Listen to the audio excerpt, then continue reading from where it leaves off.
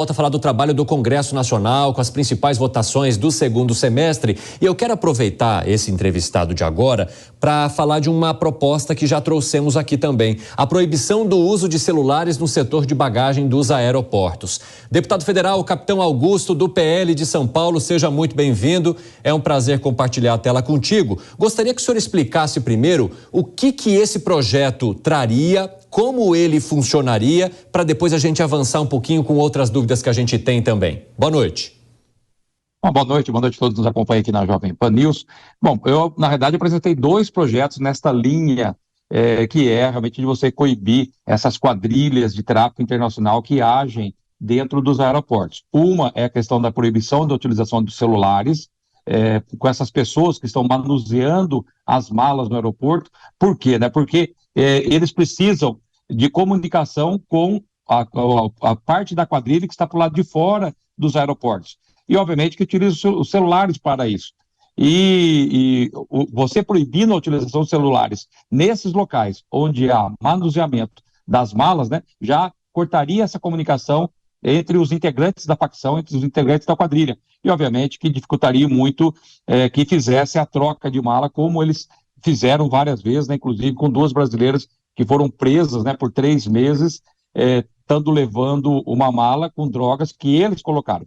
E o outro projeto também que eu apresentei foi da colocação de etiquetas invioláveis nas malas. Uma coisa simples, uma coisa que é utilizada em todas as casas de shows, aquelas pulseiras que depois que você retira, você não tem como colocar novamente. E como é que num aeroporto, onde você tem passageiros que pagam altas tarifas, né, pelos voos, não colocam uma etiqueta inviolável nas malas, que aí também dificultaria e, obviamente, que não seria possível você tirar a etiqueta de uma mala para colocar na outra, que é o que as quadrilhas fazem para trocar as malas para levar drogas para o exterior.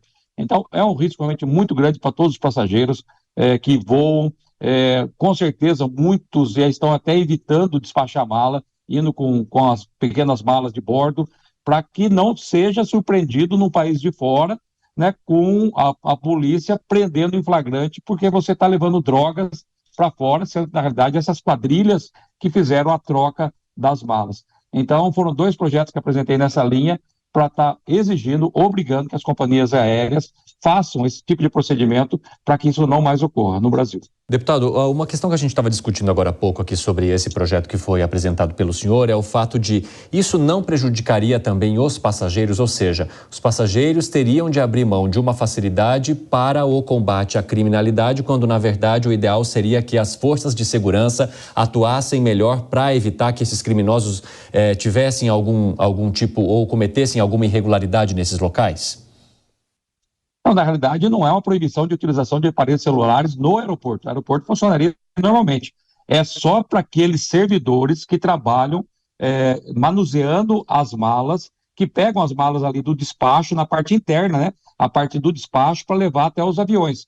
Então, é para esse grupo de pessoas, para esse grupo de servidores que estão manuseando realmente, efetivamente, as malas. E isso não iria interferir absolutamente nada para os demais passageiros que poderiam estar utilizando seus celulares normalmente. Seria impossível você inibir a utilização de celulares no aeroporto. O que eu propus no meu projeto é somente nesta área em que a mala é despachada, você entrega a mala, vai naquela esteira, a partir do momento que adentra dentro do sistema, até o transporte para o avião, esses funcionários encarregados do transporte dessa mala que seriam proibidos de estar utilizando o celular no horário de serviço. Até porque eles não necessitam estar utilizando celulares. Eles têm radiocomunicadores com frequência interna que comunicam com o seu chefe, com seus superiores, com o seu pessoal, né, para que o serviço possa desenvolver. Então, é somente restrito nesta área de manuseio das armas, das malas, da hora que você despacha a mala até a colocação no avião. Entendi, deputado. Agora ficou bastante claro. Eu queria aproveitar a sua presença aqui para trazer uma outra questão também. O indicado pelo presidente Lula para assumir a presidência do IBGE, né, o Márcio Postman, ele fez uma série de críticas ao Banco Central e também ao Congresso Nacional. Então eu vou pedir que o senhor acompanhe junto comigo uma reportagem da Yasmin Costa para depois eu poder repercutir com o senhor. Durante uma live do grupo Prerrogativas, Márcio Postman, indicado pelo presidente Lula para assumir o IBGE, defendeu um debate no Senado para rever a autonomia do Banco Central. O economista classificou o Banco Central como uma caixa preta.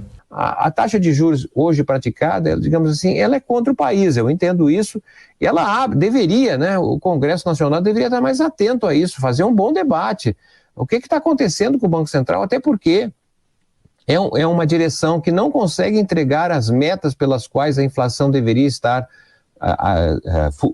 operando, por exemplo, né? Tem problema sério, inclusive na contabilidade do banco, ele errou na sua contabilidade, recentemente foi divulgado isso. Tem o problema da compra de ouro, ou seja, tem várias questões. O Banco Central não é uma caixa preta, não há transparência, não há informações. A gente não sabe, por exemplo, dados, quem são os detentores da dívida pública no Brasil. O futuro presidente do IBGE também fez críticas à taxa básica de juros. Não há justificativa teórica, né? A não ser uma espécie de postura até mesmo política que faz questionar, inclusive, até que ponto a direção do Banco Central, especialmente o seu presidente, não é, estão associados ao que aconteceu nas eleições de 2018. Né? Tudo bem que o Banco Central não é uma expressão eleitoral, certamente, mas a forma com que ele vem atuando no Brasil me parece muito constrangedora, porque não há razão para justificar uma taxa de juros. Nós estamos com uma inflação ao redor de 3%, por exemplo, não é? É um absurdo, hein, a taxa de juros nesse patamar. Durante a live, Márcio Postman ainda alfinetou a composição do Congresso Nacional. Ele disse que os parlamentares não representam a camada mais pobre do país. Essa discussão que deve vir agora, buscando tributar patrimônio, por exemplo, não é, riqueza. Esse é o ponto essencial, porque isso nos permitiria combater a desigualdade e possivelmente enfrentar melhor a pobreza no nosso país. Né? Mas, como sabemos, é um tema árduo, né? Até porque a composição do Congresso Nacional não é muito própria a representar a base da pirâmide social. Né? Postman foi escolhido pelo presidente Lula para assumir o comando do IBGE, que vinha sendo liderado de forma interina desde janeiro por Simar Azeredo. O anúncio do nome de Márcio Postman causou mal-estar dentro do governo, em especial com a ministra do Planejamento, Simone Tebet, que não foi consultada. Em conversa com os jornalistas, Tebet admitiu que não conhecia a indicação, mas confirmou que vai acatar a decisão do Palácio do Planalto. O economista já ocupou a presidência do IPEA entre 2007 e 2012 e teve uma gestão questionada por acusações de aparelhamento político. Postman foi presidente da Fundação Perseu Abramo, ligada ao PT, de 2012 a 2020 e também coordenou o programa econômico da campanha petista à presidência em 2018. O economista é conhecido por posições polêmicas. Ele já fez críticas ao Pix e sugeriu uma tarifa de 60% de imposto de renda para os mais ricos. A data da posse do novo presidente do IBGE ainda não está definida. Deputado, eu gostaria de saber a sua opinião sobre essa fala do Postman dizendo que a Câmara, na atual composição, ou o Congresso, né, e isso inclui Câmara e Senado, não representam a camada mais popular do país. Bom, primeiro que esse Márcio Postman está na contramão do que todos os economistas do Brasil falam sobre a questão da autonomia do Banco Central. O Banco Central sempre foi utilizado para fins políticos. E a grande conquista do mandato passado, do governo Bolsonaro, foi a autonomia do Banco Central, que foi elogiada por todos os economistas. E vem ele agora falar contrário à autonomia do Banco Central, mas um cara que é contra o Pix, um cara que quer taxar 60% de imposto de renda, um cara que já é acusado de aparelhamento político nos órgãos que comandou, né? Vai esperar o quê? Então, realmente é uma pessoa que está na contramão de tudo o que, na realidade, os economistas pregam, que é, sim, a autonomia do Banco Central, para que não haja e não seja instrumento político, para que não seja aparelhado politicamente, para que não baixe os juros, né, de uma forma política e não técnica, pensando apenas em dividendos políticos, pensando numa próxima eleição. Então, é um cara que não é sequer unanimidade, se é consenso dentro do próprio PT. Então, o próprio nome dele foi muito questionado pelas posições, pelas posturas que ele defende. Então, é uma pessoa realmente que está na contramão de tudo que a ala economista do mundo fala e prega, né? Que é a questão, sim, da autonomia do Banco Central, que não será revertida em hipótese alguma. Isso já foi dito lá na Câmara, o próprio presidente Arthur Lira já falou, não será pautado e não será revertida. E o senhor acha que ele dizer que a Câmara não representa a camada mais popular do país é crível? É outra bobagem que ele acaba falando. É justamente a Câmara, o Senado, que são eleitos pelo povo, pelo voto direto. Então, são representantes de todas as classes, de todas as camadas. Lembrando que a pirâmide social, a grande base da pirâmide social, é da classe D e E, e são elas que ajudam a eleger os parlamentares. Então, é um cara realmente desconectado do mundo, né, numa realidade paralela que não dá para entender um posicionamento, uma postura e uma fala, uma entrevista tão polêmica como lhe deu. Deputado, só queria tratar mais um tema com o senhor. A gente viu agora, recentemente, o presidente Lula, junto com o ministro da Justiça, Flávio Dino, assinando o decreto para restrição de armas aqui no país, né? Entre elas, armas de grosso calibre também. E estamos acompanhando o movimento da oposição agora para tentar derrubar total ou parcialmente esse decreto. Como é que o senhor avalia a restrição que foi imposta pelo governo federal para a questão do armamento aqui no país e de que forma que o senhor pretende se movimentar na volta do recesso em relação a esse tema?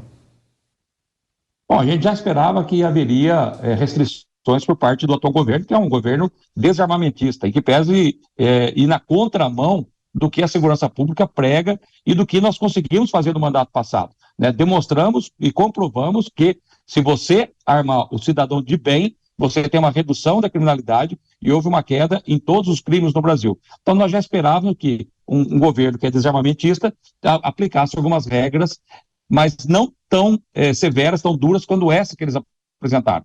Então, lá pela Câmara dos Deputados, a bancada da segurança já se aliou à bancada do agronegócio, a bancada ruralista, né?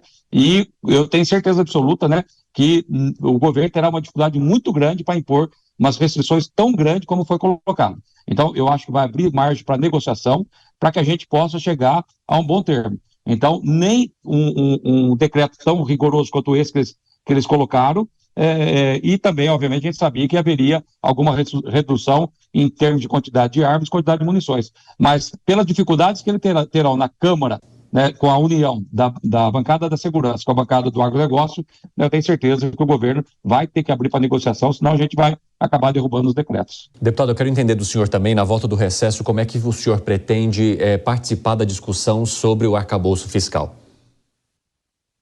Então, essa é uma discussão que nós estamos tendo dentro do próprio partido. O partido, a gente está procurando manter uma unidade muito grande, um partido gigantesco, com 99 deputados federais. E qual seria essa unidade que vocês estão tentando manter? Então, essas orientações que nós vamos estar recebendo agora do nosso presidente Valdemar Costa Neto e nosso presidente de honra, o Bolsonaro, eles que passam as diretrizes para nós nessas questões. Sim. Então, há uma liberdade muito grande dentro do partido quando se trata de algumas questões pessoais, por exemplo, da bancada evangélica, quando trata do assunto evangélico, da bancada de segurança, quando trata a questão de segurança, do agronegócio e por diante. Nesta questão que é econômica, a gente procura receber e acatar as orientações do partido. Então, o partido que tem, obviamente, os seus economistas, tem seus juristas, tem os seus advogados, que vão estar passando o norte para nós, assim que tiver o texto, né, pronto, que é o texto finalizado, que ainda não foi apresentado. Então, nós vamos estar aguardando as orientações do partido para ver se nós votaremos a favor ou contra, lembrando que o PL já se colocou como um partido de oposição, mas uma posição consciente, diferente da esquerda, que é uma posição radical, que vota até mesmo contra projetos bons para o Brasil. Nós somos uma direita consciente. Então, se o projeto for bom para o Brasil, a gente vota favorável. E aquelas coisas que forem ruins, obviamente, nós vamos trabalhar para derrubar. Só para finalizar, o senhor votou como na reforma tributária? Eu votei contra a reforma tributária. Porque o senhor entende que a proposta não atende ao que o Brasil precisa nesse momento? Não, tem vários pontos lá, tem alguns pontos que eram interessantes, alguns pontos que eram bons, sim, porém, no conjunto da obra, na hora que você coloca na balança, né, vai pesar muito a questão dos encargos tributários para a população, justamente até mesmo para a população mais pobre. Né? Então, vocês tiveram pouco tempo para avaliar a proposta também? Vocês tiveram pouco tempo? O projeto final foi colocado na noite da votação, horas antes da votação. Então, o texto foi sendo alterado várias vezes pelo Aguinaldo Ribeiro, né? E poucas horas antes da votação que foi apresentado o texto final. Então, sequer deu para fazer uma análise melhor. Então, por isso que eu acabei votando contra. Reconheço que tinha pontos bons na reforma tributária, mas no conjunto da obra tinha muitas coisas ali que vão prejudicar, sim, os consumidores, vão prejudicar a população. O senhor está onde neste momento, deputado? Hoje estou no interior de São Paulo, né? E na segunda-feira já indo O senhor está em Ourinhos? Na terça-feira tem Estou em Ourinhos, na terça-feira tem uma entrevista no Pânico, né? E aí a gente já segue para Brasília e a gente retoma a viagem. Então, os trabalhos do recesso. Então, eu te perguntei exatamente por isso. Eu gostaria que o senhor mandasse um abraço para o povo aí de Ourinhos, essa cidade querida aí, onde eu atuei por muito tempo nessa região, conheço bastante essa área, o pessoal sempre me acolhe com muito carinho. Então, manda um abraço aí para o povo de Ourinhos. Obrigado, viu? Você é muito querido por aqui. Eu sou de Ourinhos, agora residindo em Bauru, né? Com domicílio eleitoral em Bauru, para atender toda a região de uma forma melhor. E você é muito querido aqui em toda a nossa região. O pessoal tem saudade de você aqui, viu? Sempre estou por aí. Gosto muito dessa região também. Obrigado, deputado. Até a próxima. Grande abraço. Até mais.